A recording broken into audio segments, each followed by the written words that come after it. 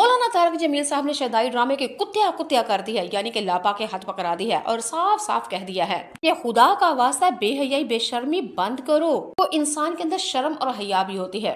ऐसे ड्रामे दिखा रहे हो जो कि फैमिली टाइम है, और ये ड्रामा फैमिली टाइम नहीं है और ये फैमिली ड्रामा नहीं है जनाब। खुदा का वास्ता है, ऐसे ड्रामे दिखाने बंद करो। हमारी आवाम खराब हो रही है, बल्कि हमारे बच्चों को खराब किया जा रहा है ऐसे ड्रामे दिखा के। जी नाज़रीन सामीन, ये हमारे तारक जमील साहब का कहना है। अच्छा जी, सबसे पहले तो मैं ये बताऊं कि मौलाना तारक जमील साहब, आपको पैसे कैसे पता चला कि एक शदाई ड्रामा भी लगता है और उसके अंदर रोमांस भी होता है और वो फैमिली ड्रामा भी नहीं है, और इतना गंदा, इतना चरबा, इतनी शर्म दिखाई जाती है कि हमारे बच्चे खराब हो रहे हैं। मौलाना साहब, दाल में कुछ ना कुछ तो काला है। मुझे लग रहा है कोई आपने भी इसमें पप्पी, जप्फी, गंदा वल्गर बेड वाले सीन, सुहागरात वाले सीन मेरे ख्याल से आपने भी देखे ही होंगे। क्या ऐसा ही है? अगर ऐसा ही है तो फिर तो मैं बात करूंगी, और अगर ऐसा नहीं तो फिर भी बात करूंगी। अच्छा जी, सबसे पहले आपको बता देती हूँ, शेदाई ड्रामा बहुत ही ज्यादा आवाम को पसंद किया जा रहा है। लोग कहते हैं इस ड्रामे की स्टोरी भी बहुत अच्छी है और स्टोरी भी हटके है दूसरे ड्रामों से।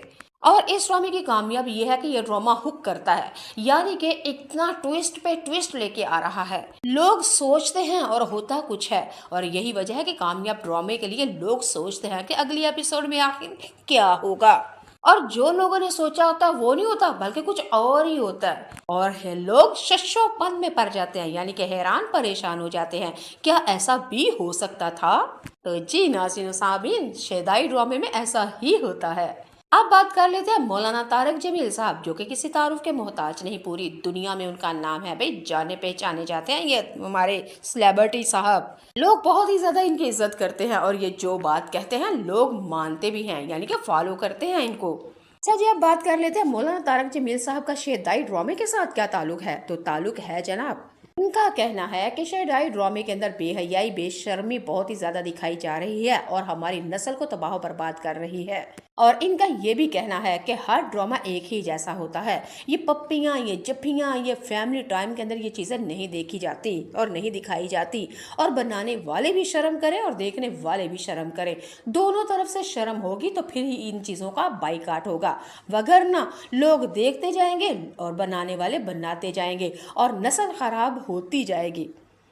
वैसे एक बात है, अगर तारक जमील साहब ने ये बात कही है तो बिल्कुल ठीक कही है, और अगर नहीं कही तो उनको कहना चाहिए, ये स्टेप लेना चाहिए, क्योंकि अब वो इस जगह पे आन पहुंचे हैं। उनके चाहने वाले, उनके फॉलोअर्स उनकी बात को फॉलो करते हैं। तो फिर जब इंसान इस मकाम पे, इस जगह पे आ जाए, तो फिर वो बुराई को खत्म करने के लिए आवाज उठाए। चले जी, सारे खर्च ठीक नहीं होंगे, कम से कम कुछ ना कुछ तो ठीक होगा ना। अच्छा जी, मैं सुबह उठी, मैंने मोबाइल देखा तो मोबाइल के ऊपर यही तीन चार मेरी नज़रों में ये चीज़ें आई कि शेदाई ड्रामे को मौलाना तारक जमील साहब देख रहे हैं, इसके बारे में आवाज़ उठाई है। मैंने कहा शायद ये बात ठीक है, ये गलत है। फिर मैंने इसकी रिसर्च के लिए देखा, हर दूजा तीजा काम यही हो रहा है। मौलाना तारक जमील ने ये कहा, मौलाना फलाने ने ये कहा, तमगाने ने ये कहा। खैर, फिर मैंने देखा तो वाकई ऐसा था। हो सकता है ये ऐसा ही हो, लेकिन मुझे ऐसा नहीं लगता। क्योंकि अब आप कहेंगे कि आपको क्यों नहीं लगता। भाई, मुझे नहीं लगता मौलाना तारक जमील साहब ये ड्रामा देखे आओ। हाँ, sorry sorry sorry, Feroz Khan अक्सर तारक जमील साहब के पास होते हैं, और वो पीरी मरीदी शायद इनकी चलती है। इनके घुटनों में, इनके पाँव में बैठे होते हैं, इनकी क्लास में, इनकी जमात में, इनकी सोहबत में बैठे ज़रूर होते हैं। हाँ, ये ठीक है। अब पता नहीं इस ड्रामे को उन्होंने रेट किया, इस ड्रामे के बारे में उन्होंने कोई आवाज़ उठाई है या कि नहीं, ये तो नहीं मुझे पता। लेकिन ये मैं आपको ज़रूर बता सकती हूँ कि मौलाना तारक जमील साहब और हमारे फेरोज़ खान साहब ये आपस में बैठे थे, गपशप हुई थी। तो जनाब, ये वही बंदा है फेरोज़ खान जिसने मौलाना तारक जमील साहब के कहने के ऊपर ये इंडस्ट्री को बाय बाय कह दिया था, गुड बाय, यानी कि टाटा, कि आज के बाद मैं इंडस्ट्री में काम नहीं करूँगा, खैराबाद कह दिया था। लेकिन क्या कीजिए जनाब, जो चवल मुंह को जो लगी होती है ना, वो राल टप्पा की जाती है। एक काम कुड़ियां वाला, दूजा पैसे वाला, और तीजा बेहयाई बेशर्मी किनू नहीं करनी होंगी। ठरक पौना कुड़ियों के साथ रज रज के करना, दिन और रात करना, पैसा भी मिलता है और दिल का रांझा भी राजी होता है। तो फिर फेरोज़ खान ने तो यकीनन ये काम करना था। बड़ी बड़ी हिम्मत की बात थी कि कुड़ियाँ भी हों, पैसा भी हो, बेहयाई और बेशर्मी भी, और राज्य राज्य के जो दिल करे वो काम भी करना हो, और वो करते भी हैं। लड़कियाँ भी कुछ नहीं कहती। और बेहयाई बेशर्मी करने के ऊपर चुपेने नहीं पड़ती, बल्कि रुपये मिलते हैं, इज्जतें मिलती हैं, दुनिया ऑटोग्राफ सेल्फी के लिए मरती है। बड़ा जिगरा करके ना फिरोज खान ने इस चीज को छोड़ा था, लेकिन नहीं भाई, जिसको चस लगा हो ना, जिसके अंदर ठरक पुना था ना, फिर वो वापस आ गया और खुल के फिर वो काम करने लगा।